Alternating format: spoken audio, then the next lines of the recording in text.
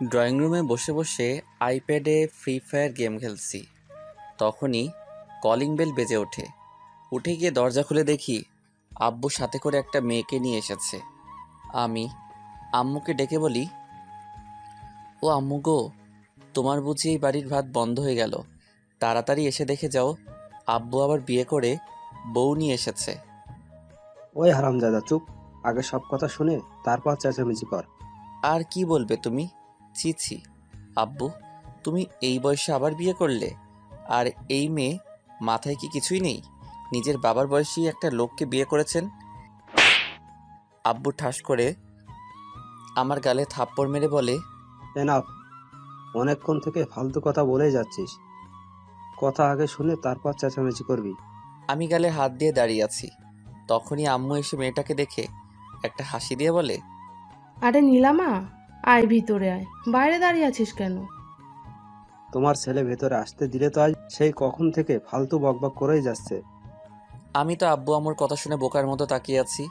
আম্মু বলে, কেন? নীল আবার কি করলো? কি করেনি তাই বলো। এরপর আব্বু আম্মুকে একটু আগে সব কথা বলে। সব শুনে আম্মু হাসতে হাসতে বলে, আরে ও তোর আব্বুর বন্ধুর মেয়ে নীলা, আজ থেকে আমাদের বাড়িতে থাকবে আর তোকে পড়াবে। কি? উনি আমাকে পড়াবে মানে? কিসে পড়ে উনি? ও মাস্টার, ফাইনালি আরে পড়ে। ও আচ্ছা ঠিক আছে। বলেই আইপ্যাড নিয়ে রুমে আসতে গেলে আব্বু পিছন থেকে ডেকে বলে, নীল, নীলা মামুনি ব্যাগটা সাথে করে নিয়ে যা, আর তোর পাশের রুমটা দেখিয়ে দে। আমি ঠিক আছে বলে ব্যাগ নিয়ে মেয়েটাকে বলি, আসুন আমার সাথে। বলেই ব্যাগ নিয়ে হাঁটছি। মেয়েটা আম্মুকে বলে, আন্টি আমি ফ্রেশ হয়ে আসছি, তারপর তোমার সাথে গল্প করব। ঠিক আছে, যা ফ্রেশ হয়ে আয়। এরপর আমি আমার পাশের রুমে এসে ব্যাগটা রাখতেই মেয়েটা পিছন থেকে বলে, কি মিস্টার নীল, বেশি কথা বলাটা কি তোমার অভ্যাস নাকি? আমি আবার কি বললাম? একটু আগে আঙ্কেলের কথা না শুনেই নিজের মন মতো যা ইচ্ছে বলে যাচ্ছিলে। তার জন্য সরি। আচ্ছা আমি আপনাকে কি বলে রাখবো? যেহেতু আমি তোমাকে পড়াবো সো আমাকে ম্যাডাম বলে ডাকবে। ঠিক আছে ম্যাম, আপনি রেস্ট নিন, আমি এখন যাই। বলেই নীল চলে যায়। আমি একা একা হাসছি আর ভাবছি ছেলেটা দেখতে কিউট আছে, তবে কথা শুনে মনে হলো অনেক দুষ্টু। আমি রুমে এসে আবার গেমস খেলতে শুরু করি। একটু পর দরজায় কেউ নক করে। আমি ভিতরে আসতে বলে মোবাইলের দিকে তাকিয়ে আছি। কি মিস্টার, মোবাইলে এমন করে কি দেখছো? কেউ এসেছে সেদিকে খেয়াল নেই? আরে ম্যাম আপনি আসুন বসুন। আসলে গেমস খেলছিলাম তো তাই খেয়াল করিনি। সব সময় গেমস খেলো মনে হচ্ছে। পড়াশোনা করো কখন তুমি? যখন পড়ার সময় হয় তখনই পড়ি ম্যাম। তা আপনি কোন ভার্সিটিতে অ্যাডমিশন নিয়েছেন? তোমার ভার্সিটিতেই। আগের ভার্সিটি থেকে চলে আসলে কেন? সে অনেক কথা, পরে এক সময় বলবো। এখন নিচে যাই, আন্টির সাথে কথা বলে আসি। আমি ঠিক আছে বলে আবার গেমস খেলতে শুরু করি। আর নীলা ম্যাম চলে যায় নিচে। চলুন এই ফাঁকে আমরা একটু পরিচিত হয়ে নেই। আমি নীল, আব্বু আম্মুর দুষ্টু ছেলে। সারাদিন ফ্রি ফায়ার গেমস খেলেই কাটে আমার সময়। কি করব বলুন? গার্লফ্রেন্ড নেই, তাই সময় কাটানোর জন্য এটাই বেস্ট। তবে আবার এটা ভাববেন না আমি লেখাপড়া করি না। আমি এবার অনার্স 3য় বর্ষে পড়ছি। আব্বু নাবিল আহমেদ, পেশায় একজন স্কুল মাস্টার। আর আম্মু নাজমা বেগম, সংসার নিয়েই ব্যস্ত। আর যেই মেয়েটা আমাদের বাসায় এসেছে ওর নাম নীলা, আব্বুর বন্ধু রহমান আঙ্কেলের মেয়ে। নীলা আম্মু মারা গেছে 3 বছর আগে। রহমান আঙ্কেলের একজন টপ বিজনেসম্যান। বাকি পরিচয় গল্পের সাথে থাকলেই জানতে পারবেন। আমি নিচে এসে দেখি আঙ্কেল বসে টিভিতে খবর দেখছে আর আন্টি কিচেনে রান্না করছে। আমি আন্টির কাছে যেতেই আন্টি আমাকে বলে, কি রে মা, তুই এখানে কি করছিস? তোর আঙ্কেলের কাছে যা, আমি আসছি, রান্না প্রায় শেষ। কেন আন্টি, আমি এখানে থাকলে বুঝি তোমার সমস্যা হবে? আরে তা না, এখনো তো অনেক গরম, আর তুই তো সবসময় এসিতে থাকিস, তাই বললাম। আমার কোনো সমস্যা হবে না আন্টি। আর শোনো, আমাকে এই বাড়িতে রাখতে হলে তোমার সাথে সাথে কাজ করতে দিতে হবে। কি বলছিস তুই? তুই আমাদের বাসার মেহমান আর তুই কাজ করবি? আমাকে মেহমান না ভেবে নিজের মেয়ে ভাবতে পারবে না আন্টি? মা চলে যাবার পর আর কেউ মায়ের মতো ভালোবাসা দেয়নি। তুমি আমাকে নিজের মেয়ে মনে করো না আন্টি। এই পাগল মেয়ে, কান্না করিস কেন? আর তুই তো আমার মেয়ে, আয় বুকে আয়। আমি দৌড়ে গিয়ে আন্টিকে জড়িয়ে ধরে চোখের পানি ছেড়ে দিই। আজ 3 বছর পর মনে হচ্ছে আমার বুকের মনোভূমিতে বৃষ্টি হয়েছে। একটু পর আন্টি আমাকে ছাড়িয়ে চোখের পানি মুছে দিয়ে কপালে চুমু দিয়ে বলে, যা মা, গিয়ে তোর আঙ্কেলের সাথে গল্প কর।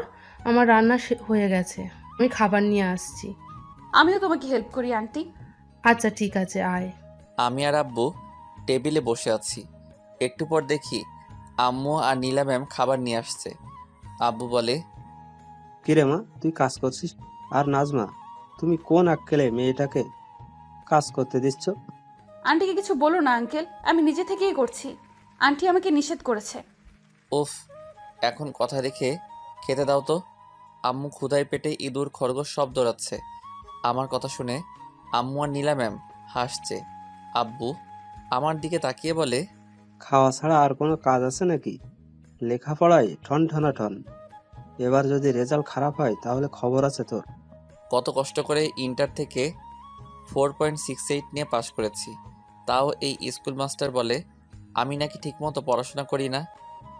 পাশের বাড়ির আকাশ জিপিএ 5 পেয়েছে, তোর সাথেই তো পড়ে। পাশের বাসার রফিক আঙ্কেলের নিজের নামে একটা কোম্পানি আছে, সেও তো তোমার সাথেই পড়েছে। আমার কথা শুনে আব্বু রাগে কটমট করছে, আর আম্মু মুখ টিপে হেসে বলে, আচ্ছা, বাবা ছেলের ঝগড়া শেষ হলে এসে খাবার খেয়ে নাও। নীলা, তুইও চলে আয়, একসাথে খেয়ে নি। এরপর সবাই চুপচাপ খাবার নেয়। খাবার খেয়ে রুমে বসে কিছু সময় গেমস খেলি। একটু পর নীলা ম্যাম আমার রুমে এসে বলে, হাই, কি করছো? আরে আপনি আসুন, এই বসে আছি, তেমন কিছু না। তোমার তেমন কাজ না থাকলে চলো না বাহির থেকে ঘুরে আসি। আসলে বাসায় থাকতে সব সময় রুমে ছিলাম, তাই আর কি। আচ্ছা আপনি গিয়ে রেডি হয়ে আসুন। নীলা ম্যাম ঠিক আছে বলে একটা মুচকি হাসি দিয়ে চলে যায়। আমিও ওয়ার্ড্রপ থেকে একটা অরেঞ্জ রঙের টি শার্ট আর ব্ল্যাক প্যান্ট বের করে চেঞ্জ করে আয়নার সামনে দাঁড়িয়ে চুল ঠিক করছি। তখনই আব্বু আমার রুমে এসে বলে, কিরে দুলামিয়া, সাচ্ছিস কেন? কোথায় যাবি এই সময়? ম্যাম বলল ঘুরতে যাবে, তাকে নিয়ে বের হব। নীলামামুনি ঘুরতে যেতে চেয়েছে? ঠিক আছে, নিয়ে যা। আর এই নে টাকাটা রাখ, নীলামামুনি কিছু খেতে চাইলে কিনে দিস। বলেই আব্বু চলে যায়।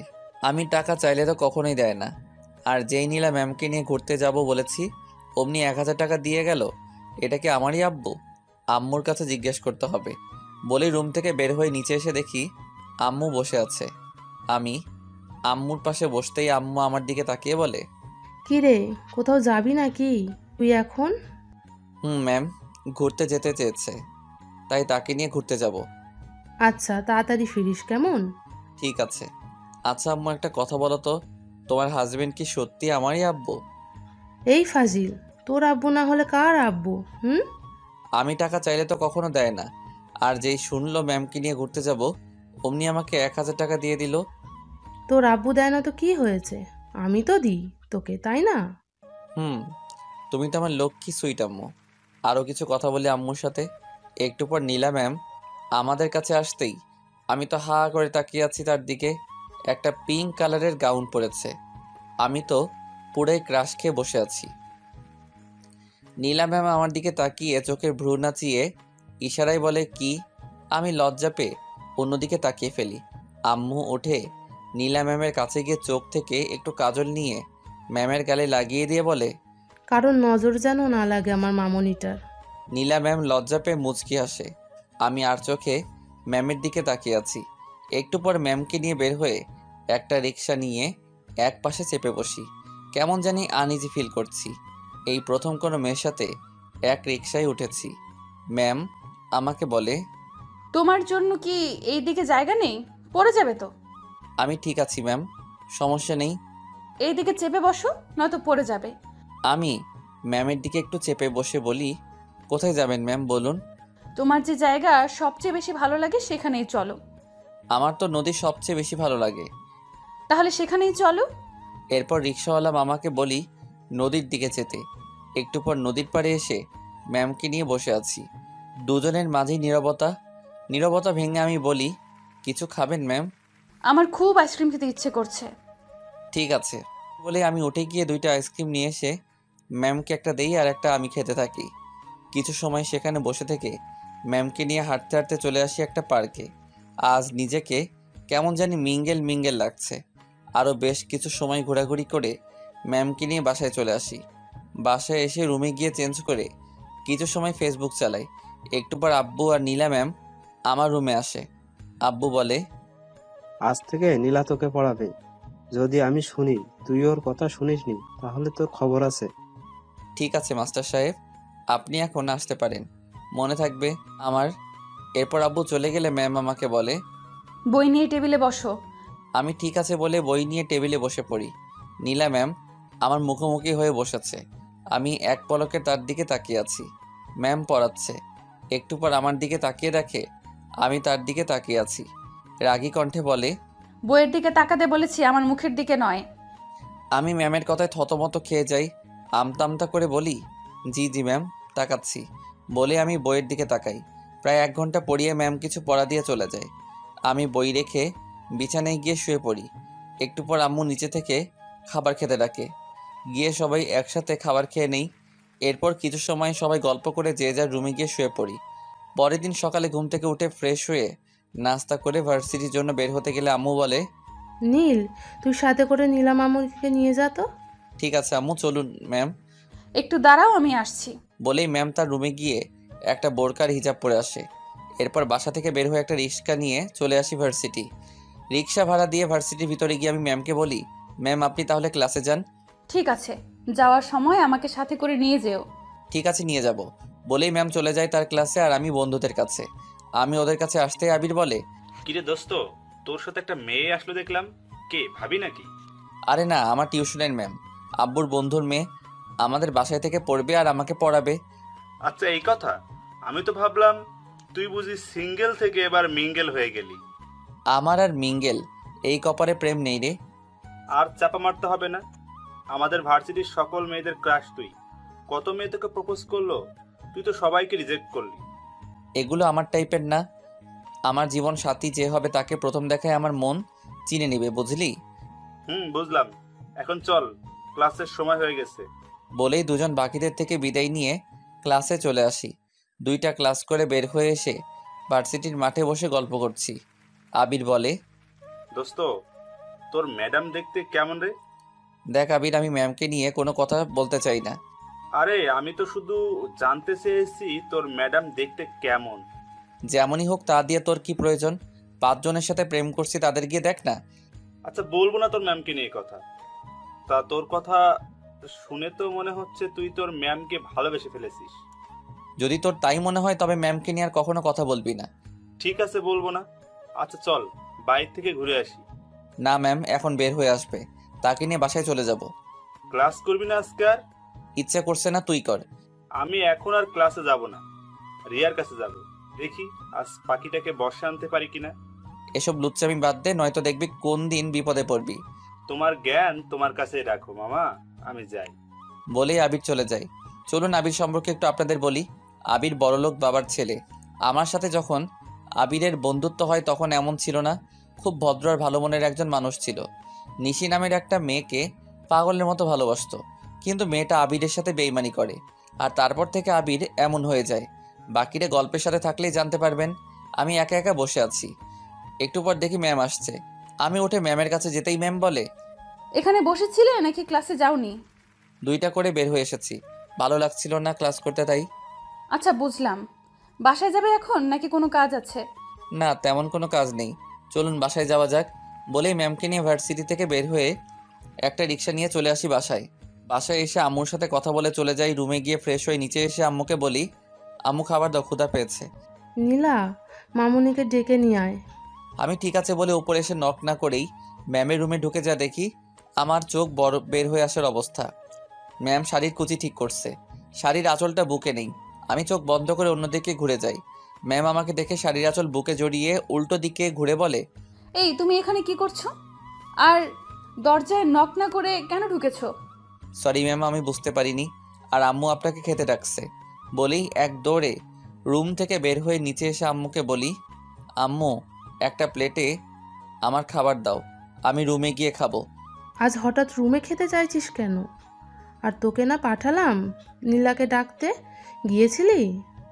ম্যাম আসছে, এখন আমাকে খাবার দিবে না, চলে যাবে। ঠিক আছে। বলে আম্মু একটা প্লেটে আমাকে খাবার দিলে আমি তাড়াতাড়ি করে রুমে চলে আসি। একটু আগে যা হয়েছে এখন ভুল করেও ম্যামের সামনে যাওয়া যাবে না। আমি রুমে ঢুকতে গেলে দেখি ম্যাম রুম থেকে বের হয়েছে। আমি দৌড়ে রুমের ভিতরে গিয়ে দরজা বন্ধ করে ফেলি। মাত্র রুম থেকে বের হয়েছি, দেখি নীল দৌড়ে ওর রুমে চলে গেল। এটা দেখে হাসতে হাসতে আমি নিচে এসে খাবার খেতে বসে পড়ি। খাবার খেয়ে সব কিছু একটা টেবিলে রেখে আমি শুয়ে শুয়ে গেমস খেলছি। কখন ঘুমিয়ে গেছি বুঝতে পারিনি। সেই কখন থেকে রুমে বসে আছি আর কিছুক্ষণ আগের কথা ভাবছি। বাদরটা আমার সব দেখে ফেললো। এখন নীলের সামনে যাব কি করে ভাবতেই লজ্জা লাগছে। সব কিছু বাদ দিয়ে বই নিয়ে পড়তে বসেছি। ঘুম থেকে উঠে ফ্রেশ হয়ে নিচে এসে আম্মুকে বলি, আম্মু এক কাপ কফি বানিয়ে দিবে, মাথাটা ধরে আছে। আসতে নবাব সাহেব, ওনাকে এখন কফি বানিয়ে দিতে হবে। এই, তুই নিজে গিয়ে কফি বানিয়ে খেতে পারিস না? এই, আমার ছেলেকে একদম উল্টাপাল্টা কথা বলবে না। তোমাকে বলেছে কফি বানিয়ে দিতে? এবার বলো আব্বু, আমার আম্মু আমার সাথেই আছে। বাহ, যার জন্য করি চুরি সেই বলে চোর। মা ছেলে একজোট হয়েছে। আমি কি তোমাকে বলেছি আমার জন্য চুরি করতে? আসছে দরদ দেখাতে। সুযোগ খোঁজো না সব সময় আমার ছেলেটাকে বকার জন্য, তাই না? আমার কি ঠেকা পড়েছে শুনি তোমার ছেলেকে বকার জন্য? আচ্ছা, এবার তোমরা টম অ্যান্ড জেরির মতো ঝগড়া বন্ধ করো। আর আম্মু আমার জন্য আর সাথে আব্বুর জন্য কফি বানিয়ে নিয়েও। আম্মু হাসতে হাসতে চলে যায়। আমি আব্বুর কোলে শুয়ে পড়ি। আব্বু আমার গাল টিপে চুলে হাত বুলিয়ে দিচ্ছে। একটু পর নীলা ম্যাম নিচে এসে বলে, বাহ আঙ্কেল, এত বড় ছেলেকে তুমি এখনো কোলে শুয়ে ঘুম পাড়িয়ে দাও? আমি ম্যামের কণ্ঠ শুনে আব্বুর কোল থেকে উঠে মাথা নিচু করে বসে থাকি। ম্যাম আমার দিকে তাকিয়ে আমার এই অবস্থা দেখে মুচকি আসে। আব্বু বলে, শুধু এই ফাজিলটা হাতে পায়ে বড় হয়েছে। আমারও তাই মনে হয় আঙ্কেল। তুমি জানো আজকে ভার্সিটি গিয়ে মাত্র 2টা ক্লাস করে বাইরে বসে আড্ডা দিয়েছি। আমি মনে মনে বলি, এই রে হয়ে গেল, এখন মাস্টার মশাই জ্ঞান দিতে শুরু করবে। ম্যাম আমাকে এমন করে বাসটা না দিলে কি হতো না? কিরে, তুই ক্লাস না করে বাইরে বসে আড্ডা দিয়েছিস কেন? ভার্সিটি কি আড্ডা দিতে যাস? কতদিন তোকে বলেছি সকল ক্লাস করবি ভার্সিটি গিয়ে। তোকে নিয়ে আমার কত স্বপ্ন তুই জানিস। এভাবে যদি ক্লাস না করে আড্ডা দিস তাহলে কিভাবে আমার স্বপ্ন পূরণ করবি তুই? আমি রোজই সকল ক্লাস করি আব্বু, আজ ভালো লাগছিল না তাই। নীলামার কথায় যুক্তি আছে। বল, ক্লাস করতে ভালো না লাগলে বাসায় চলে আসতি, আড্ডা কি জন্য দিচ্ছিলি? ম্যাম বলেছে তাকে নিয়ে বাসায় আসতে, তাই তো ম্যামের জন্য অপেক্ষা করছিলাম। আমি ক্লাস না করে তোমাকে অপেক্ষা করতে বলেছি বুঝি? আমি মনে মনে বলি, আর বাস দিয়েন না গো মোড়ে, আর কিছু বললে মোর হিটলার বাপ এখন না আবার জুতা খুলে মোড়ে পিডাই। এরপর যদি আর কখনো শুনি ক্লাস না করে আড্ডা দিয়েছিস তাহলে পিটিয়ে পিঠে ছাল তুলে নেব। আমি নীলা ম্যামের দিকে অসহায় দৃষ্টিতে তাকাই। ম্যাম আমার দিকে তাকিয়ে মিটমাট করে হাসছে। আমি মনে মনে বলি, এই দিনই শেষ দিন না ম্যাডাম, আমারও দিন আসবে, তখন বোঝাবে কত ধানে কত চাল। একটু পর আম্মু হাতে করে 4 কাপ কফি নিয়ে আসে। সবাই কফি খেতে খেতে আড্ডা দিচ্ছি। কিছু সময় পর ম্যাম বলে, নীল চলো পড়তে বসবে, সন্ধ্যা হয়ে গেছে। আমাকে আবার রাতে আজকে একটু পড়তে হবে, কাল আমার একটা অ্যাসাইনমেন্ট আছে। ঠিক আছে ম্যাম চলুন। বলেই আমি আর ম্যাম আমার রুমে গিয়ে বই নিয়ে টেবিলে বসে আমি ম্যামকে বলি, তখনকার জন্য সরি ম্যাম। তখন কার জন্য ঠিক বুঝলাম না। নক না করে আপনার রুমে ঢোকার জন্য, কিন্তু বিশ্বাস করুন আমি কিছুই দেখিনি। নীলের কথা শুনে আমার চোখে এসে লজ্জা ভর করে। ফাজিলটা সব দেখে এখন বলে কিছুই দেখেনি। ইচ্ছে করছে সব কয়টা চুল টেনে তুলে দেই। আচ্ছা ঠিক আছে, এখন পড়ায় মনোযোগ দাও। আমি ঠিক আছে বলে পড়তে কালকে দিয়ে যাওয়া পড়া ম্যামকে দেখাই। এরপর ম্যাম আমাকে পড়াচ্ছে। ঘণ্টাখানেকের মতো পড়িয়ে আজও কিছু পড়া দিয়ে চলে যায়। আমি টেবিল থেকে উঠে আইপ্যাড নিয়ে আবার গেমস খেলতে শুরু করি। কিছু সময় গেমস খেলে আইপ্যাডটা রেখে শুয়ে আছি। রুমে এসে কিছু সময় কালকের অ্যাসাইনমেন্টের জন্য পড়া কমপ্লিট করে আব্বুর সাথে কিছু সময় কথা বলে ছাদে গিয়ে দেখি নীল দাঁড়িয়ে কারোর সাথে মোবাইলে কথা বলছে। আমি আবিরের সাথে কথা বলছিলাম। হঠাৎ পিছনে কারো পায়ের শব্দ শুনে আবিরকে পরে কল দিব বলে কেটে দেই। ম্যাম আমার কাছে এসে বলে, এত রাতে কার সাথে কথা বলছো, তাও ছাদে এসে? আমার বন্ধু আবিরের সাথে। আপনি এখন এখানে? রুমে ভালো লাগছিল না, তাই একটু ছাদে আসলাম রাতে আকাশ দেখতে। ও আচ্ছা, আসুন দোলনায় বসি। বলেই ম্যাম আর আমি গিয়ে দোলনায় বসি। ম্যাম বলে, আচ্ছা তুমি এত ফাজিল কেন? যা বাবা, আমি আবার কি করলাম ম্যাম? এই যে এখানে আসার পর থেকেই তো দেখছি আঙ্কেলের সাথে কী সব কথা বলো। আঙ্কেলকে বুঝি ভালোবাসো না? ম্যাম, বাবা হচ্ছে সন্তানের জন্য ঠিক বটগাছের মতো, সন্তানের মাথার উপর ছায়া হয়ে থাকে। বাবাকে কতটা ভালোবাসি সেটা বলা হয়নি কখনো। আমার ভবিষ্যৎ সুন্দর করার জন্য আব্বু আম্মু দুজনে আমার জন্য কতটা কষ্ট করে সেটা আমি খুব ভালো করেই জানি। আর তাই এমন কোনো কাজ করি না যাতে আব্বু আম্মু আমার জন্য কষ্ট পায়। আমার আম্মু আমার এক চোখে আর আব্বু অন্য চোখে। তুমি খুব লাকি, তোমার আম্মু তোমার কাছে আছে। আর আমাকে দেখো, আম্মুকে হারিয়ে ফেলেছি। আব্বু যতটুকু পারে আমাকে সময় দেওয়ার চেষ্টা করে। দিন শেষে মায়ের অভাবটা ঠিকই বুকে হাহাকার নিয়ে আসে। মন খারাপ করবেন না ম্যাম, আপনি দেখবেন বিয়ের পর আপনার শাশুড়ি আপনাকে মায়ের অভাব বুঝতে দিবে না। নীলা ম্যাম কান্না করতে করতে আমাকে জড়িয়ে ধরে বলে, জানি না নীল, মায়ের ভালোবাসার কখনো পাবো কিনা। মা কেন আমাকে ছেড়ে চলে গেল? একবার যদি আবার মা ফিরে আসতো আমার কাছে। আমি ম্যামের মাথায় হাত রেখে বলি, কান্না করবেন না ম্যাম, দেখবেন একদিন আপনার জীবনে এত ভালোবাসা আসবে তখন আপনি চাইলেও চোখে পানি আনতে পারবেন না। ম্যাম আমাকে ছেড়ে দিয়ে চোখের পানি মুছতে মুছতে বলে, সরি, একটু ইমোশনাল হয়ে গিয়েছিলাম, তাই তোমাকে জড়িয়ে ধরে ফেলেছি, কিছু মনে করো না। আমার কিন্তু ভালোই লাগছিল ম্যাম। ফাজিল একটা, অনেক রাত হয়ে যাচ্ছে, আন্টি মনে হয় আমাকে খুঁজছে, চলো নিচে যাই। এরপর ম্যাম আর আমি নিচে আসতেই আম্মু বলে, কি রে, তোরা দুইটা কোথায় ছিলি এতক্ষণ? কতবার ডাকলাম। ছাদে বসেছিলাম আন্টি। আচ্ছা, এখন আয়, খাবার খাবি, অনেক রাত হয়ে গেছে। আন্টি আমাকে আজ তুমি খাইয়ে দিবে? কেন নয়, আয় মা, আজ তোকে আমি নিজ হাতে খাইয়ে দেব। আমি কি দোষ করলাম আম্মু? আচ্ছা আয়, তোদের দুইটাকেই খাইয়ে দিচ্ছি। বলেই আম্মু একটা প্লেটে খাবার নিয়ে আমাকে আর নীলা ম্যামকে খাইয়ে দেয়। খাবার শেষে কিছু সময় সবাই গল্প করে যে যার রুমে চলে যায়। ম্যাম যাওয়ার আগে আমাকে বলে, নীল, কাল একটু তাড়াতাড়ি উঠো, অ্যাসাইনমেন্ট আছে তো, তাই একটু আগেই যেতে হবে। ঠিক আছে ম্যাম, বলেই রুমে গিয়ে ঘুমিয়ে পড়ি। সকালে ঘুম থেকে উঠে ফ্রেশ হয়ে নিচে এসে দেখি আব্বু আম্মু বসে চা খাচ্ছে। আমাকে দেখে আব্বু বলে, কিরে, আজ এত তাড়াতাড়ি উঠে গেছিস? নীলা ম্যামের আজ অ্যাসাইনমেন্ট আছে, তাই ওনাকে নিয়ে যেতে হবে। কিন্তু ম্যাম কোথায়? গিয়ে দেখে আয়, রাতে হয়তো পড়েছে তাই উঠতে পারছে না। আমি ঠিক আছে বলে ম্যামের দরজার সামনে গিয়ে নক করতেই ম্যাম বলে, কে, নীল নাকি? জি ম্যাম, কখন যাবেন? ভেতরে এসো নীল।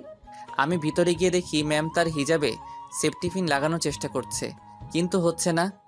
ম্যাম কিছু মনে না করলে আমি লাগিয়ে দিব। ঠিক আছে, লাগিয়ে দাও। কেন জানি হচ্ছে না।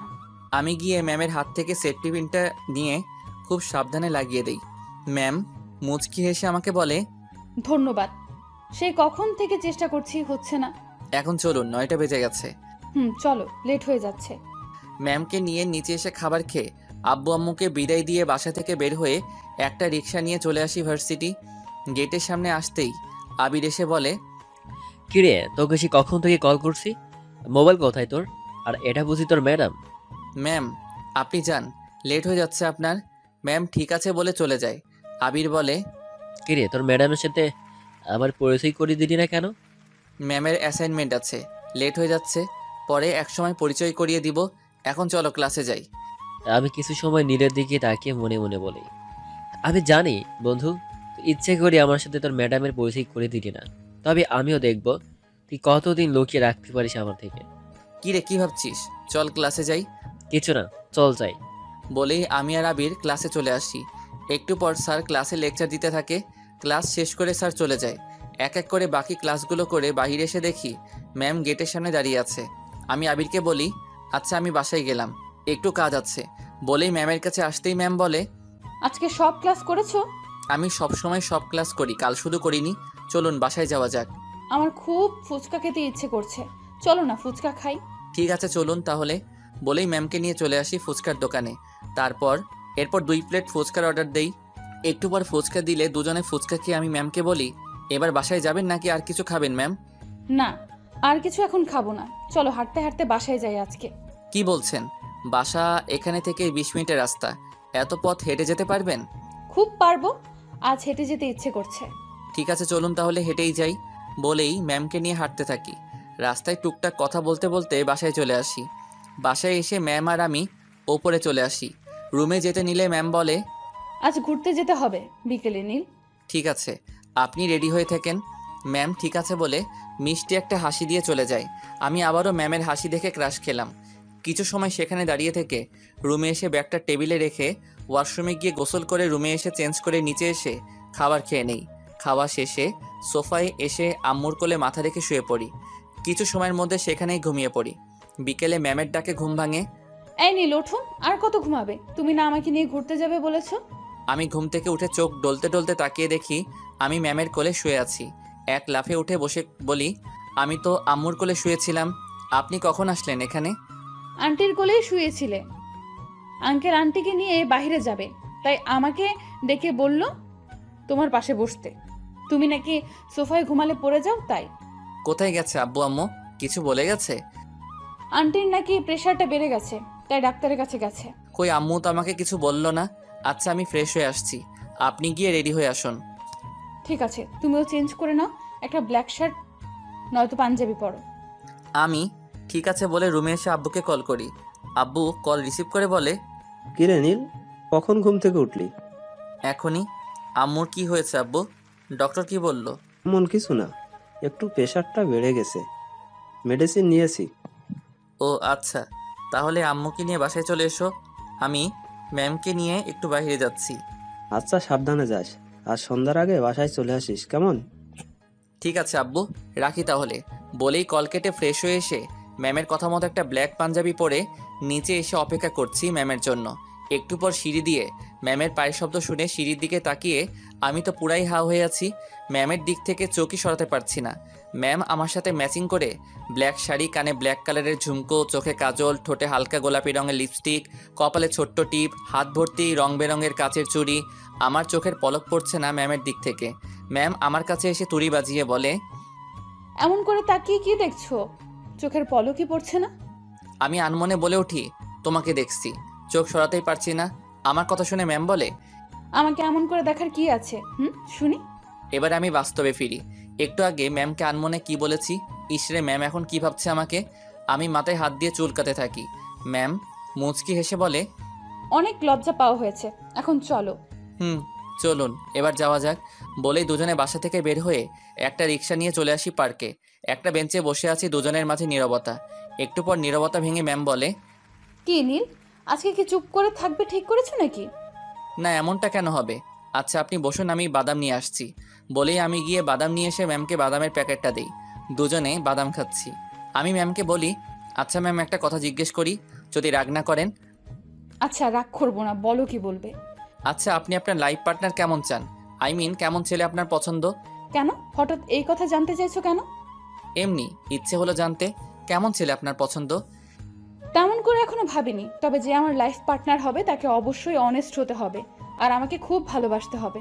সে যদি আপনার থেকে জুনিয়র হয়, আই মিন ধরুন কোনো জুনিয়র ছেলে আপনাকে পছন্দ করে আর সে আপনাকে প্রপোজ করলো, তখন কি করবেন? জানি না, তবে যদি সে আমাকে সত্যিই ভালোবাসে তবে ভেবে দেখব, কারণ ভালোবাসা কখনো বড় ছোট দেখে হয় না। এটা অবশ্য ঠিক বলেছেন। তা তোমার কেমন মেয়ে পছন্দ, সিনিয়র নাকি জুনিয়র? আমি তো ভেবে রেখেছি সিনিয়র একটা আপুকে বিয়ে করব। আব্বু আম্মুকে বলে রেখেছি, তাদের কোনো সমস্যা নেই। তোমার সিনিয়র আপুদের বুঝি ভালো লাগে? সবাইকে না, তবে একজনকে খুব ভালো লাগে, হয়তো আমি তাকে ভালোবাসি। তা কে সেই লাকি গার্ল যাকে তোমার মতো একটা কিউট ছেলে ভালোবাসে? তাকে বলছো তুমি যে তাকে ভালোবাসো? না এখনো বলিনি, তবে খুব দ্রুত বলবো। আর তাকে বলার আগে আপনাকে বলবো কে সে। ঠিক আছে এখন বলো, শুনি কে সেই লাকি গার্ল।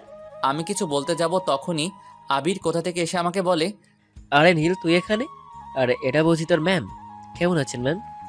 জি ভালো আছি, আপনাকে তো ঠিক চিনলাম না, বাট কোথায় যেন আপনাকে দেখেছি মনে হচ্ছে। আজকে ভার্সিটিতে দেখা হলো। আমি নীলের বেস্ট ফ্রেন্ড আবির। তুই এখানে কি করে আবির? একটা কাজে এসেছিলাম, এইদিকে চলে যাচ্ছিলাম, তোকে দেখে আসলাম। বসবো আমি এখানে? আমরা তো এখন বাসায় চলে যাব, কাল কথা হবে ভার্সিটি। আজকে আসি কেমন? চলুন ম্যাম বাসায় যাই এবার। বলেই আমি আর ম্যাম সেখান থেকে উঠে হাঁটতে থাকি। আবির মনে মনে বলে, নীল বন্ধু, কতদিন এই মালকে আমার থেকে লুকিয়ে রাখবে তুমি? এই ফুলের সুবাস তো আমাকে নিতেই হবে। তোর ম্যামের ফিগার থেকে আমি তো পাগল হয়ে গেছি। শুধু কিছুদিন অপেক্ষা কর, তারপর আমি তোর ম্যামকে আহ্বান করে নেব। আমি আর ম্যাম হাঁটছি। ম্যাম বলে, কি হলো নীল, আমরা তো মাত্রই আসলাম, এখনই বাসায় চলে যাব? কোন নদীর পাড়ে যাব? আপনাকে একটা কথা বলি ম্যাম, আবির যদি কখনো আপনার সাথে কথা বলার চেষ্টা করে ওকে এড়িয়ে চলবেন, ঠিক আছে? কেন, কি হয়েছে? ওই ছেলেটা তো বললো ও নাকি তোমার best friend. Best friend, but ও এখন আগের মতো নেই। ও অনেক চেঞ্জ হয়ে গেছে। পরে একসময় আপনাকে সব বলবো। ম্যাম ঠিক আছে বলে। এরপর একটা রিক্সা নিয়ে চলে আসি নদীর পাড়ে। অনেক সময় দুজনে ঘোরাঘুরি করে বাসায় চলে আসি।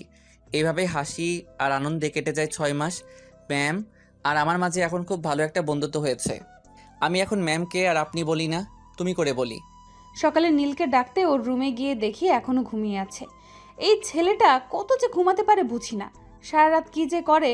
আমি নীলের কাছে গিয়ে ওর মাথায় হাত রেখে ডাকতে থাকি, এই নীল ওঠো, ভার্সিটি যাবে না?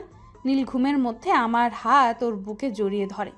আমি কিছু সময় মুগ্ধ নয়নে নীলের ঘুমন্ত মুখের দিকে তাকিয়ে থাকি। একটু পর আমি ঘুমের মধ্যে খেয়াল করি কারো হাত আমার বুকে। ঘুম ঘুম চোখে তাকিয়ে দেখি আমি ম্যামের হাত জড়িয়ে ধরে শুয়ে আছি। তাড়াহুড়ো করে হাত ছেড়ে দিয়ে উঠে বসে বলি, নীলা তুমি কখন এলে? সে কখন থেকে তোমাকে ডাকছি, ভার্সিটি যাবে না? আজ আমি যাব না, একটু কাজ আছে, তুমি যাও প্লিজ। আর আব্বু যদি কিছু জানতে চায় তবে বলবে আজ আমার ক্লাস হবে না। আমি আঙ্কেলকে মিথ্যে বলবো কেন? প্লিজ শুধু আজকের জন্য, তুমি না আমার বন্ধু, আর বন্ধুর জন্য ছোট্ট একটা মিথ্যে বলতে পারবে না? আগে বলো, কি এমন কাজ আছে তোমার যার জন্য আজ ভার্সিটি যাবে না? এটা তোমার জন্য সারপ্রাইজ, এখন বলা যাবে না। আমার জন্য কি এমন সারপ্রাইজ শুনি? বলে দিলে কি আর সারপ্রাইজ থাকলো? নীলা মুচকি হেসে ঠিক আছে বলে রুম থেকে চলে যায়। আসলে আজ নীলার জন্মদিন, তাই ওর জন্য একটা সারপ্রাইজ পার্টির আয়োজন করছি। আর আজকে আমি আমার মনের কথা বলবো নীলাকে। আপনারা আবার নীলাকে কিছু বলে দিয়েন না, বললে কিন্তু খবর আছে বলে দিলাম। এরপর উঠে ফ্রেশ হয়ে নিচে এসে সবাই একসাথে খাবার খেয়ে নেই। নীলা বাসা থেকে বের হতে গেলে আব্বু বলে, কিরে নীলামা, তুই একা যাচ্ছিস কেন? এই বাদর, তুই এখনো রেডি হসনি কেন? আজকে নীলের ক্লাস হবে না আঙ্কেল, তাই আমি একাই যাচ্ছি।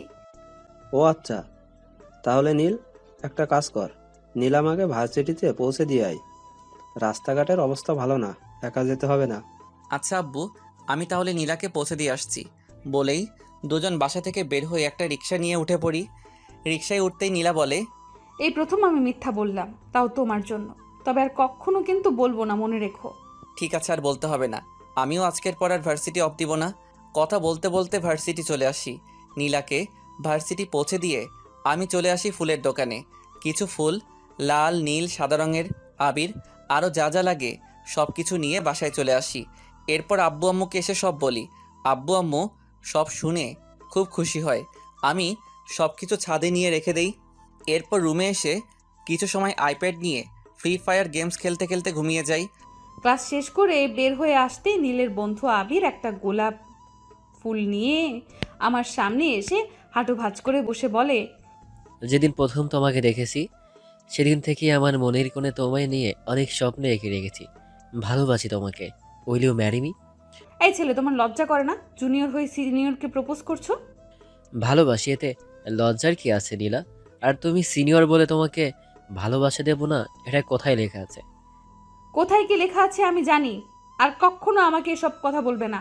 বলেই আমি সেখান থেকে চলে আসতে গেলে আবির পেছন থেকে আবার বলে, নীল কি এত সুখ দিয়েছে নাকি যে আমাকে পছন্দ হয় না?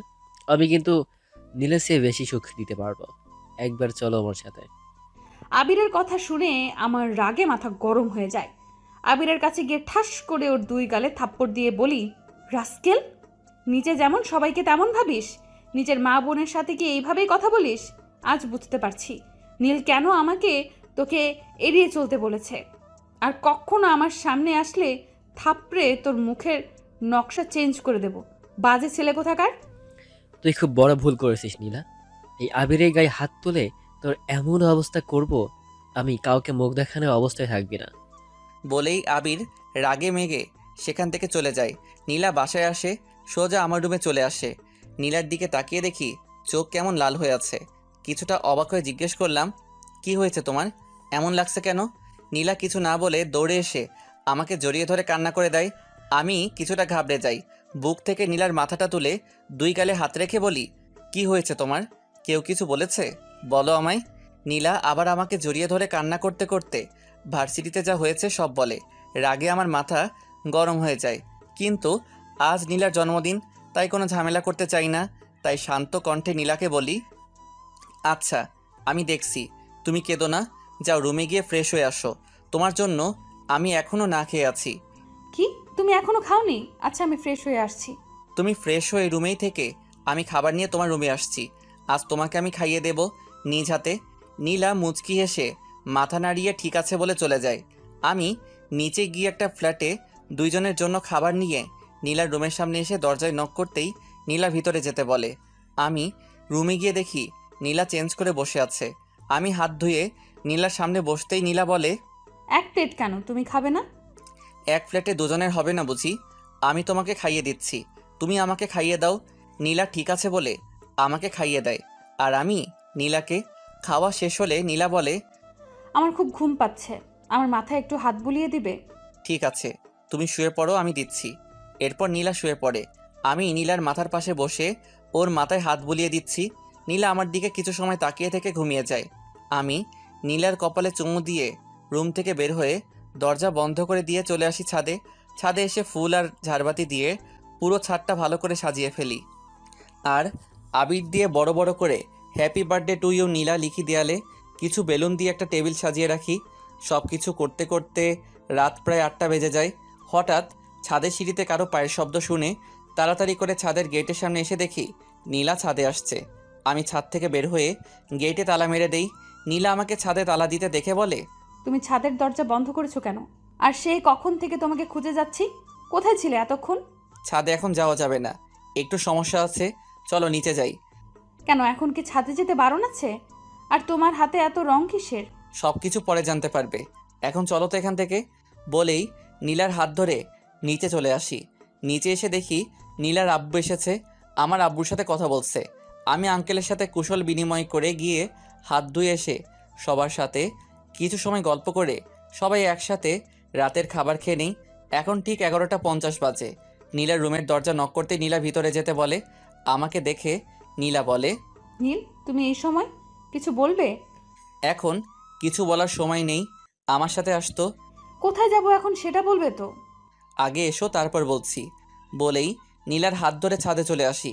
নীলা ছাদের পরিবেশ দেখে বলে, 2 বছর পর, আজ 2 বছর পর জেল থেকে বের হয়েছি। এই 2 বছরে আব্বু আম্মু মাঝে মাঝে এসে দেখা করে গেছে, কিন্তু নীলা একবারও আসেনি। তবে আব্বু আম্মুর থেকে সবসময় নীলার খবর নিতাম। নীলা নিজেকে রুমে বন্দি করে রাখে সবসময়, কারোর সাথেই নাকি তেমন কথা বলে না। জেলখানা থেকে বের হতেই আম্মু দৌড়ে এসে আমাকে শক্ত করে জড়িয়ে ধরে কান্না করে দেয়। আব্বু পাশে দাঁড়িয়ে নীরবে চোখের পানি ফেলছে। আম্মু বলে, আজ 2 বছর পর তোকে এই বুকে পেয়ে আমার বুকটা শীতল হয়ে গেছে বাবা। নীলা কেমন আছে আম্মু? এখনও কি নিজেকে ঘরবন্দি করে রাখে? কারোর সাথেই কথা বলে না সেদিনের পর থেকে। সব কথা পরে হবে, এখন বাসায় চল। আব্বু, নীলাদের বাসায় যাব আগে, নীলাকে কতগুলো দিন দেখি না।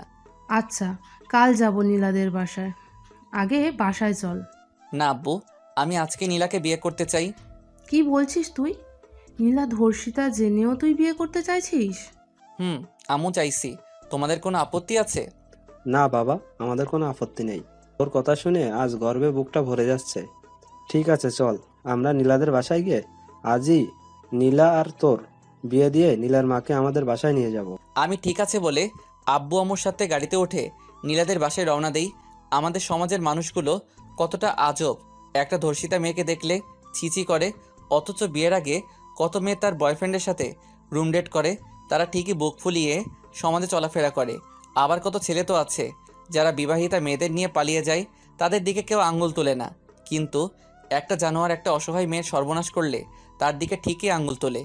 নিজেদের চিন্তাভাবনা বদলান, দেখবেন সমাজ এমনি বদলে যাবে। কিছুক্ষণ পর নীলাদের বাসার সামনে এসে গাড়ি থামে।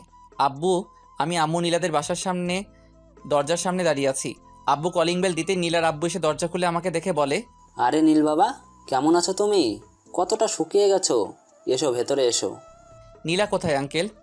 সেই দিনকার ঘটনার পর অনেকবার সুইসাইড করার চেষ্টা করেছে। অনেক কষ্টে বুঝিয়ে এই পথ থেকে ফিরিয়ে আনতে পারলেও ঘর থেকে বের করতে পারিনি। সবসময় রুমেই নিজেকে বন্ধ করে রাখে। আমি দেখছি আঙ্কেল। আর আব্বু, তুমি কাজে নিয়ে আসো, আজই আমি নীলাকে বিয়ে করব। আমার কথা শুনে নীলার আব্বু বলে, কি বলছো বাবা, তুমি সব কিছু জেনেও? আঙ্কেল, আমি সব কিছু জেনেই বলছি। আমি নীলাকে ভালোবাসি, আর এসব আমার আর নীলার মাঝে কোনো বাধা সৃষ্টি করতে পারবে না। নীলার আব্বু আমাকে জড়িয়ে ধরে কান্না করে দিয়ে বলে, সত্যি বাবা, তোমার মা বাবা খুব ভাগ্য করে তোমার মতো ছেলে পেয়েছে। আপনারা বিয়ের ব্যবস্থা করুন আঙ্কেল, আমি নীলাকে নিয়ে আসছি। বলেই নীলা রুমে চলে যাই। গিয়ে দেখি নীলা শুয়ে আছে। নীলা কেমন আছো? নীলা আমার কণ্ঠ শুনে উঠে আমার দিকে তাকিয়ে আমাকে দেখে দৌড়ে এসে জড়িয়ে ধরে কান্না করে দেয়। আমি নীলাকে আমার থেকে ছাড়িয়ে কপালে চুমু দিয়ে চোখের পানি মুছে দিয়ে বলি, আর কাঁদবে? চোখের পানি শেষ হয়নি? এই 2 বছরেও তোমার চোখের পানি শুকোয়নি? তুমি কবে ছাড়া পেলে নীল? আজই। একবারও আমাকে দেখতে ইচ্ছে হয়নি তোমার?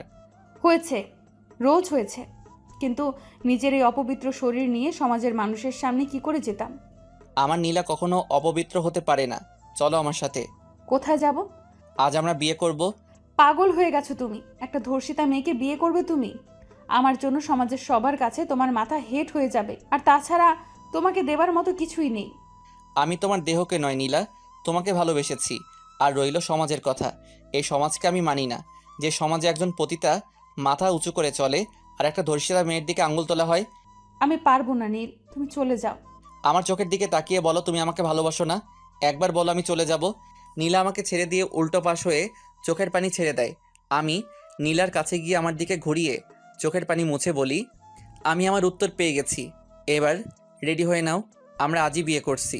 কিন্তু নীল, এটা কি করে? আর কিছু বলার আগেই আমি নীলার ঠোঁটের সাথে আমার ঠোঁট মিশিয়ে দেই। 5 মিনিট পর ছেড়ে দিয়ে বলি, এখনও বলবে আমাকে বিয়ে করবে না? নীলা কান্না করতে করতে আমাকে জড়িয়ে ধরে। আমিও শক্ত করে নীলাকে আমার বুকে জড়িয়ে ধরি।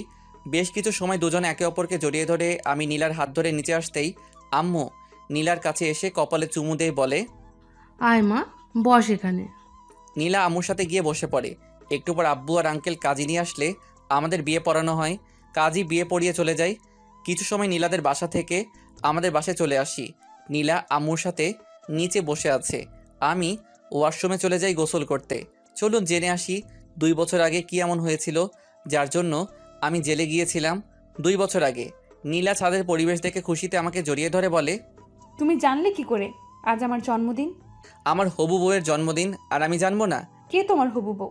আমি পকেট থেকে একটা রিং বের করে নীলার সামনে হাঁটু ভাঁজ করে ফিল্মি স্টাইলে বসে বলি, তোমাকে দেখার পর হারিয়ে গেছে আমার চোখের ঘুম, আমার নিঃশ্বাস প্রশ্বাসে এখন শুধু তোমারই ছোঁয়া। আমি সেই চাঁদ যার তুমি ছাড়া আর কোনো আকাশ নেই। আমার প্রতি মোনাজাতে তুমি, তুমি আমার প্রতি বইয়ের পাতার প্রতিটি শব্দ, তুমি আমার সুখের আশা। তাই চাই না কখনো তোমার থেকে দূরে যেতে। I love you Nila, will you marry me? Nila আমার সামনে বসে আমাকে জড়িয়ে ধরে কান্না করতে করতে বলে, তোমায় ভালোবাসার দামে পাপ যদি হয় পায়ে পায়ে মাখিব পাপ সারা গায়ে, কোনো পুণ্য খুঁজি না। তোমায় ভালোবাসা ছাড়া আমি আর অন্য কিছুই বুঝি না। আমিও যে তোমার প্রেমেই অন্ধ, বুঝি না আর ভালো মন্দ। তোমার ভালোবাসার পানি ছাড়া অন্তর আমার ভিজবে না। সব দরজা বন্ধ হলেও ক্ষতি নেই তোমার দরজা খোলা থাকলে। মরার মতো বেঁচে থাকবো মন থেকে তুমি ভুললে। থাকলে তোমার বুকের মাঝে মনটা থাকে মহা আনন্দে। তুমি ছাড়া আমিও বাঁচব না। I love you too Neel, and yes I will marry you. আমিও নীলাকে শক্ত করে জড়িয়ে ধরি আমার বুকে। কিছু সময় এভাবে থাকার পর আমি নীলাকে রিং পরিয়ে দিয়ে হাতে কিস করি। এরপর আব্বু আঙ্কেল সবাই হাততালি দিতে দিতে বের হয়ে আসে। নীলা সবাইকে দেখে লজ্জায় লাল হয়ে যায়। আম্মু বলে, বাহ, আমাদের ছাড়াই এরা নিজেদের বিয়ে ঠিক করে ফেলেছে। আম্মু তোমরা তো সবই জানো, তাও এসব বলছো? নীলা আমার কানের কাছে এসে ফিসফিস করে বলে, আব্বু আঙ্কেল আন্টি এতক্ষণ এখানেই ছিল? এখানেই ছিল ম্যাডাম। নীলা লজ্জা পেয়ে আমার বুকে মুখ লুকায়। এরপর সবাই একসাথে নীলাকে উইশ করে কেক কেটে সবাইকে খাইয়ে দেয়। আব্বু আম্মু আঙ্কেল কিছু সময় থেকে চলে যায়। আমি নীলার এক হাত ধরে টেনে আমার বুকের সাথে জড়িয়ে ধরে গালে চুমু দিয়ে বলি, আজ থেকে বাকিটা জীবন ভালোবেসে মিশে রবে আমাদের দুটি মন। তাই থাকবে। আর আমার এক্সাম শেষ হলে আমরা বিয়ে করে নেব। আমার বইয়ের দেখছি আদর খাওয়ার জন্য আর তর্স হইছে না। নীলা মুচকি হেসে আমাকে শক্ত করে জড়িয়ে ধরে। বেশ কিছু সময় দুজন ছাদে থেকে নিচে চলে আসি। নীলা ওর রুমে চলে যায়, আমি আমার রুমে এসে শুয়ে পড়ি। মাত্র রুমে এসে চেঞ্জ করব, তখনই নীলের নাম্বার থেকে SMS আসে, একটু ছাদে এসো তো, কথা আছে। আমি মুচকি হেসে রুম থেকে বের হয়ে ছাদে গিয়ে কাউকে দেখি না। হঠাৎ ছাদের গেট বন্ধ করার আওয়াজে পেছনে তাকিয়ে দেখি আবির রাগী লুকে আমার দিকে তাকিয়ে আমার দিকে এগিয়ে আসছে। আবির, তো তুমি এখানে আর এইভাবে আমার কাছে আসছো কেন? তোর খুব অহংকার তাই না? নীল তোকে এত মজা দিয়েছে তাই তুই আমার ভালোবাসা ফিরিয়ে দিয়েছিস। আজ তোর এমন অবস্থা করব দেখি নীল আর তোরই মুখটাই দেখে কিনা। প্লিজ আবির, আমার এত বড় সর্বনাশ করো না। আমি তোমার কাছে আমার ইজ্জত ভিক্ষা চাই। হ্যাঁ হ্যাঁ হ্যাঁ, আমি তো তোমার ইজ্জত নেব না সোনা, একটু মাস্তি করব। বলেই আবির পশুর মতো ঝাঁপিয়ে পড়ে নীলার ওপর।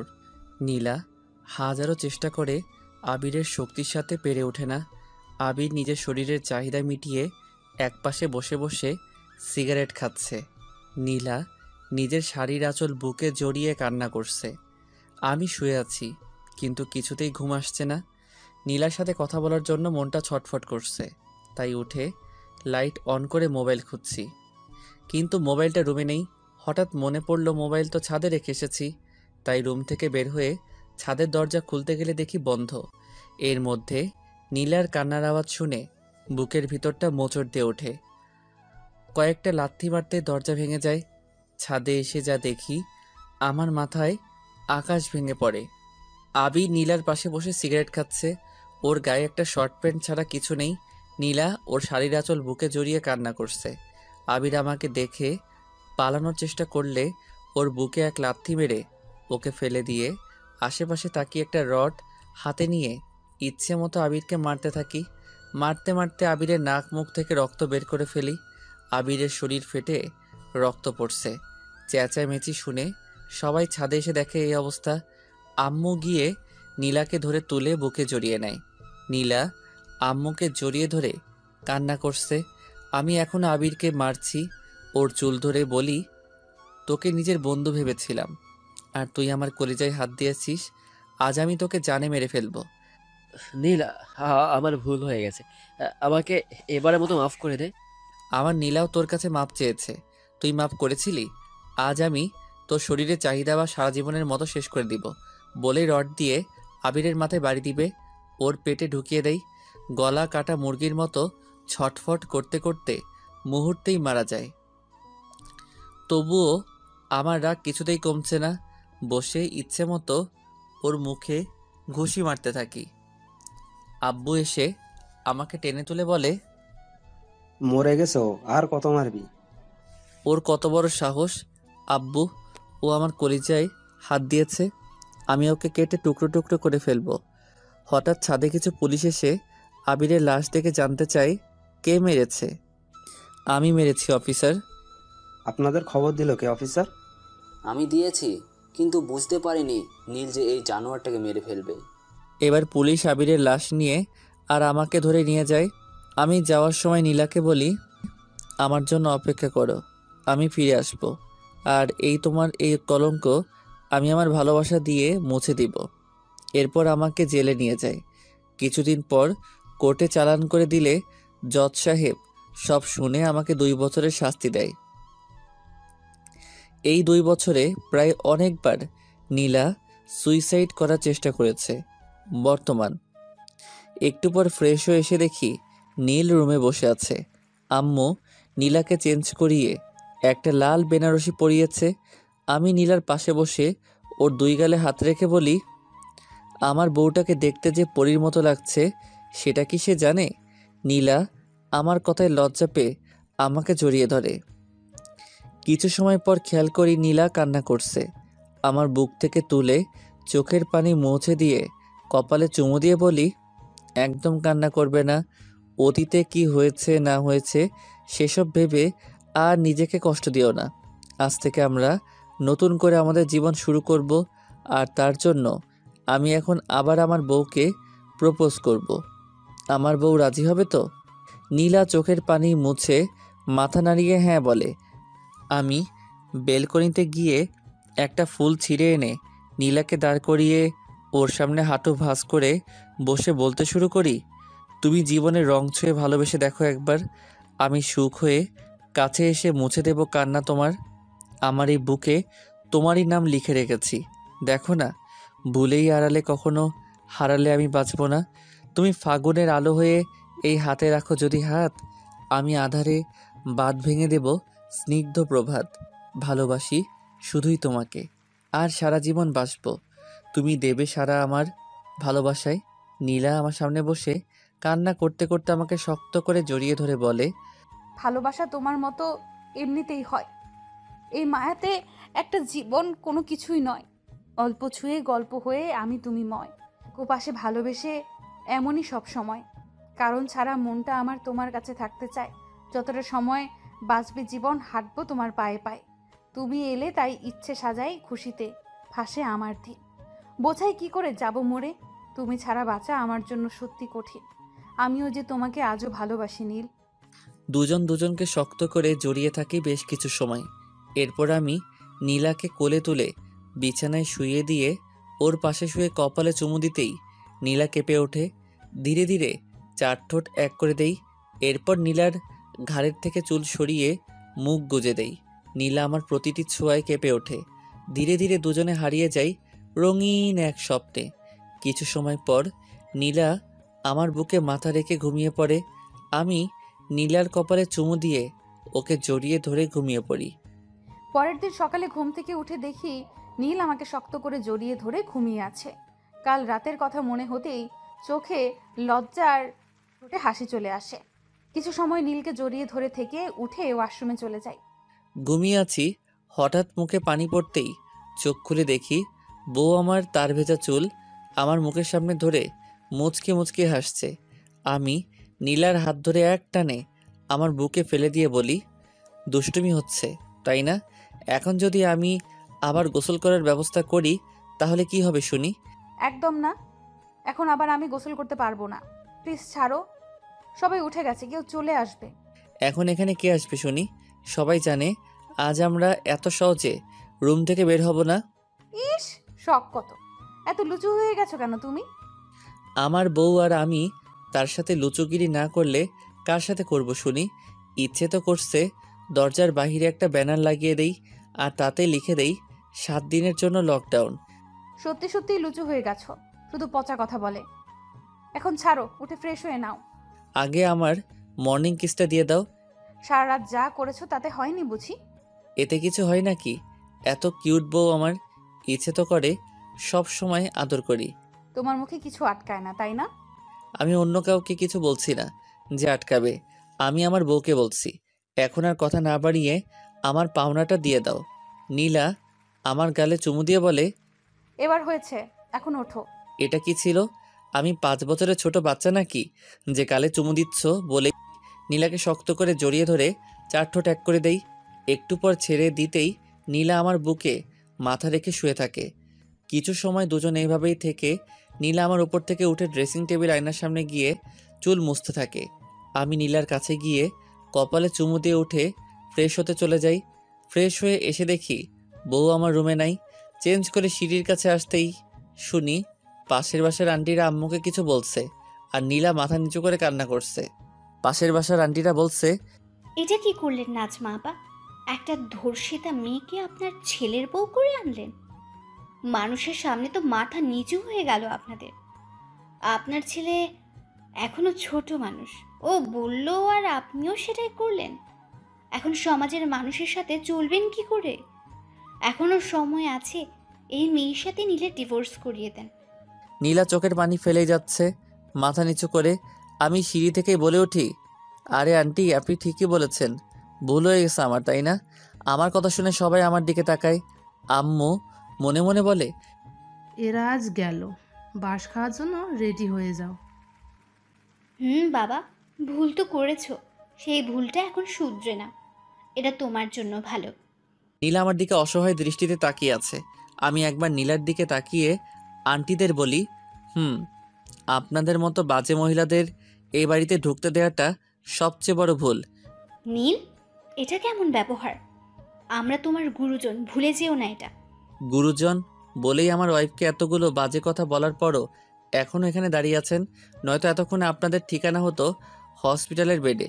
চালুন ছাকনি, কে বলে তোর গায়ে ফোঁটা? কি বলতে চাও তুমি নীল? বলতে অনেক কিছু চাই, একজন একজন করে বলি। রহিমা আন্টি, আপনার মেয়ে কি জানি করেছিল। ও হ্যাঁ, মনে পড়েছে, তার বয়ফ্রেন্ডের সাথে এক বন্ধুর বাসায় হাতে নাতে ধরা পড়েছে নষ্টামি করতে গিয়ে। কই তাতে তো আপনার মাথা নিচু হয়নি, এমনকি আপনার মেয়েরও না। সবার সামনে তো দিয়ে দিব্যি ঘুরে বেড়াচ্ছেন। আমার কথা শুনে রহিমা আন্টি মাথা নিচু করে ফেলে। এরপর সালেহা আন্টির কাছে গিয়ে বলি, সালেহা আন্টি, আপনার ছেলে তো একটা বিবাহিত মেয়ে নিয়ে, না না মেয়ে নয়, মহিলা, তাও 3 বাচ্চা মাকে নিয়ে পালিয়ে এসেছিল। কই আপনার মাথা তো তখন নিচু হয়নি? আপনি আর আপনার ছেলে তো কোমরে আঁচল গুজে সবার সাথে ঝগড়া করেছেন আর বলেছেন আমার ছেলে আমি বুঝবো, তোমরা কে বলার? আমার কথা শুনে সালেহা আন্টিও মাথা নিচু করে ফেলে। এরপর আমিনা আন্টির কাছে গিয়ে বলি, আমিনা আন্টি, আপনার মুখে অন্তত এই কথা মানায় না। মেয়ের বয়ফ্রেন্ডের সাথে একই রুমে কী সব জানি করতে গিয়ে আপনার স্বামীর কাছে ধরা পড়েছিলেন, আর আপনার জন্য আপনার মেয়ে গলায় দড়ি দিয়ে মারা গেল। কই তারপর তো আপনি সবার সামনে এই নোংরা মুখটা নিয়ে ঘুরে বেড়াচ্ছেন। আপনার লজ্জা করে না? নীল, হয়ে গেছে, এবার ছেড়ে দে। আর বললে এখানে স্ট্রোক হয়ে মারা যাবে।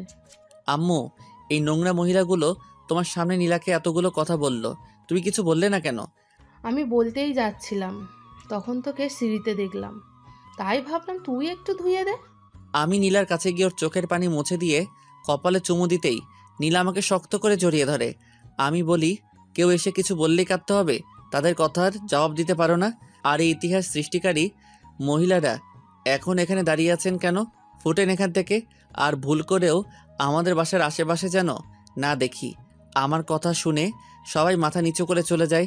আম্মু আমার কাছে এসে বলে, আজ তুই এই মহিলাগুলোকে উচিত শিক্ষা দিয়েছিস। সারা জীবন আমার নীলার পাশে এইভাবেই থাকিস। তুই থাকলে আমার মেয়ের কখনোই মাথা নিচু হবে না। আমার শেষ নিঃশ্বাস থাকা পর্যন্ত নীলার মাথা আমি কখনো নিচু হতে দিব না আম্মু। আচ্ছা, এবার আয়, খাবার খেয়ে নে। এরপর 3 জন বসে পড়ি খাবার টেবিলে। আব্বু স্কুলে চলে গেছে। নীলা প্লেটে খাবার নিতে গেলে আমি ওর কাছ থেকে প্লেটে নিয়ে আমার দিকে ঘুরিয়ে বসিয়ে নিজ হাতে খাইয়ে দিচ্ছি। আম্মু এটা দেখে মুখ টিপে হাসছে। নীলা লজ্জা পেয়ে মাথা নিচু করে খাচ্ছে। আমি বলি, শুধু কি আমার হাতে খাবে? আমাকে খাইয়ে দিবে না? দিচ্ছি। এরপর নীলা আমাকে আর আমি নীলাকে খাইয়ে দিচ্ছি। খাওয়া শেষে আমি সোফায় এসে বসে আছি। নীলা আম্মুর কাজে সাহায্য করছে। আম্মু বারণ করেছে অনেকবার, কিন্তু ম্যাডাম কথা শোনার পাত্রী নয়, সে আম্মুকে সাহায্য করবেই। আমি বসে বসে এনটিভিতে সাকিব খানের প্রিয়া আমার প্রিয়া ছবি দেখছি। একটু পর কলিং বেল বেজে ওঠে। গিয়ে দরজা খুলে দেখি নীলার আব্বু এসেছে। ওনার পা ছুঁয়ে সালাম করি। শ্বশুরমশাই আমার মাথায় হাত রেখে বলে, বেঁচে থাকো বাবা, কেমন আছো? আমি ভালো আছি বাবা, আপনি কেমন আছেন? আমিও ভালো আছি বাবা। এরপর নীলার আব্বুকে নিয়ে ভিতরে আসতেই নীলা ওর আব্বুর কাছে এসে জড়িয়ে ধরে বলে, কেমন আছো আব্বু? আমি ভালো আছি মা, তুই কেমন আছিস? নীলের মতো স্বামী যার আছে সে কি কখনো খারাপ থাকতে পারে আব্বু? এরপর আম্মু এসে কুশল বিনিময় করে বলে, আসুন বেয়ান মশাই, নাস্তা করবেন? নারিয়ান, আমি মাত্রই নাস্তা করে এসেছি। মেয়েকে দেখতে ইচ্ছে করছিল, তাই চলে আসলাম। এখনই চলে যাব আবার। মাত্রই তো এলে আব্বু, আবার এখনই চলে যাবে? অফিসে একটা মিটিং আছে মা, তোকে দেখা হয়ে গেছে, এবার যেতে হবে। সাবধানে থাকিস। আর নীল বাবা, আমার মা মরা মেয়েটাকে তুমি দেখে রেখো। আপনি নীলার জন্য কোনো চিন্তা করবেন না বাবা, আমি ওকে আগলে রাখবো। সেটা আমি জানি বাবা, সেই জন্য আমি নিশ্চিন্তে থাকি। তোমার মতো জামাই থাকতে আমার মেয়ের কোনো সমস্যা হবে না। এরপর নীলার আব্বু আরও কিছু সময় কথা বলে চলে যায়। সব কিছু গুছানো হয়ে গেলে আমি নীলাকে নিয়ে রুমে চলে আসি। রুমে এসে নীলাকে ঘুরিয়ে পিছন থেকে জড়িয়ে ধরে ঘাড়ে নাক ঘষতে ঘষতে বলি, কোথাও ঘুরতে যাবে আজ? যাব। কোথায় নিয়ে যাবে? কোনো এক রোমান্টিক জায়গায়, যেখানে পরিবেশ থাকবে নীরব স্তব্ধ। আচ্ছা, একটা কথা জিজ্ঞেস করি। বলো, কি জানতে চাও? এত ভালোবাসো কেন আমায়? কারণ এক জীবনে মনের মানুষ একজনই তো হয়। তুমি আমার সেই প্রিয়জন, মিথ্যে কথা নয়। আশেপাশে থাকো যদি, বুকে বহে সুখের নদী। কখনো এই ভালোবাসার হবে না তো ক্ষয়। অনুভবের আকাশ খুলে তোমায় দেখতে চাই। বুকের ভিতর তোমার নামে সাজানো আছে এক পৃথিবী। যত ভালোবাসি তোমায় মনে হয় কম হয়ে যায়। নীলা ঘুরে আমাকে শক্ত করে জড়িয়ে ধরে বলে, তোমায় ছাড়া শূন্য আমি, কিছুই নেই চাওয়ার আর। জীবনের শেষ নিঃশ্বাসটুকু নিতে চাই তোমার বুকে মাথা রেখে। তোমার মুখের একটু হাসি হয়ে ওঠে আমার সুখের সকল কারণ। আমার মন খারাপের ওষুধ হয়ে সারাও তুমি সব অসুখ। রাতকে যদি ভুলে যায় কালো, দিনকে যদি ভুলে যায় আলো, তবু আমি এইভাবেই থাকবো সারা জীবন তোমার বুকে। এরপর দুজন দুজনকে শক্ত করে কিছু সময় জড়িয়ে ধরে থাকি। বিকেলে নীলা আয়নার সামনে বসে রেডি হচ্ছে। আমি গিয়ে নীলাকে আমার সামনের দিকে ঘুরিয়ে বলি, আমি থাকতে আমার বউ কেন কষ্ট করছে? তা আমার বরটা এখন কি করবে শুনি? তোমার বর এখন তোমাকে নিজ হাতে সাজিয়ে দিবে। নীলা মুচকি এসে ঠিক আছে বলে এরপর আমি নীলাকে সাজিয়ে দেই। দুজনে ম্যাচিং করে ড্রেস পরেছি। আম্মুর কাছে বলে নীলাকে নিয়ে চলে আসি একটা নদীর পাড়ে। পরিবেশটা খুব নীরব আর নিস্তব্ধ। নীলাকে সামনে বসিয়ে আমি ওর পিছনে বসে পিছন থেকে জড়িয়ে ধরে বসি। নীলা আমার বুকের সাথে ওর পিঠ ঠেকিয়ে বসে আমার হাত শক্ত করে জড়িয়ে ধরে বসে থাকে। একটু পর নীলা বলে, আচ্ছা, আমরা যদি এখন বেবি নেই তাহলে কেমন হয়? খুব ভালো। আমাদের কোলজোরে একটা বেবি আসবে যে ছোট ছোট হাত দিয়ে আমাদের সাথে দুষ্টামি করবে। একটু বড় হলে তোমাকে আব্বু আর আমাকে আম্মু বলে ডাকবে। তাহলে বাসায় গিয়ে আজ থেকে ভীষণ শুরু করব, কি বলো? নীলা লজ্জা পেয়ে আমার বুকে মুখ লুকিয়ে ফেলে। আরও বেশ কিছু সময় দুজনে সেখানে বসে দেখে সন্ধ্যায় বাসায় চলে আসি। বাসায় আসতে আব্বু বলে, কিরে দুজনে কেমন ঘুরলি? আচ্ছা আব্বু, আমরা এক্ষুনি আসছি। অনেকক্ষণ আগে এসেছি, যা তোরা রুমে গিয়ে ফ্রেশ হয়ে আয়। বলেই দুজনে চলে রুমে এসে ফ্রেশ হয়ে নিচে এসে কিছু সময় আব্বু আম্মুর সাথে কিছু সময় আড্ডা দিয়ে রাতের খাবার খেয়ে রুমে এসে বসে আছি। আমি নীলাকে বলি, কি মিশন, কি শুরু হবে আজ থেকে? আমি কখন বারণ করলাম শুনি? মুচকি হেসে নীলাকে বুকে জড়িয়ে ধরে ওর গলায় মুখ গুজে দেই। ধীরে ধীরে নীলাকে নিয়ে বিছানায় শুয়ে পড়ি। এরপর চার ঠোঁট এক করে দিয়ে একে অপরে ঠোঁটের স্বাদ নিতে থাকি। আস্তে আস্তে দুজনে হারিয়ে যাই ভালোবাসার জোয়ারে। একটুবার নীলাকে বুকে জড়িয়ে দুজনে ঘুমিয়ে পড়ি। সকালে ঘুম থেকে উঠে দেখি নীল আমাকে ওর বুকে জড়িয়ে ধরে ঘুমিয়ে আছে। কিছু সময় নীলের ঘুমন্ত মুখের দিকে তাকিয়ে থেকে ওর কপালে চুমু খেয়ে উঠে ওয়াশরুমে চলে যায়। ঘুমের মধ্যে হঠাৎ মুখে পানি পড়ায় চোখ খুলে তাকিয়ে দেখি আমার বউ আমার মুখের উপর তার ভিজা চুল ধরে রেখেছে। এক টানে বুকের উপর ফেলে দিয়ে বলি, সকাল সকাল দুষ্টুমি হচ্ছে, এখন তো এর ফল পেতেই হবে। এখন একদম দুষ্টুমি করবে না, সারা রাত দুষ্টুমি করেছো। বউটা আমার, তাই আমি তো দুষ্টামি করবই, দেখি কে আটকায় আমায়। বলেই আবার দুজনে হারিয়ে যাই এক অপরের মাঝে। এই যে আপনারা এখন এমন করে তাকিয়ে আছেন, একটু লজ্জা নেই তাই? আমাদের এবার একটু একা ছেড়ে দিন দিনটা। টাটা, ভালো থাকুন। আর বউয়ের আদর পেতে হলে তাড়াতাড়ি বিয়েটা করে নিন।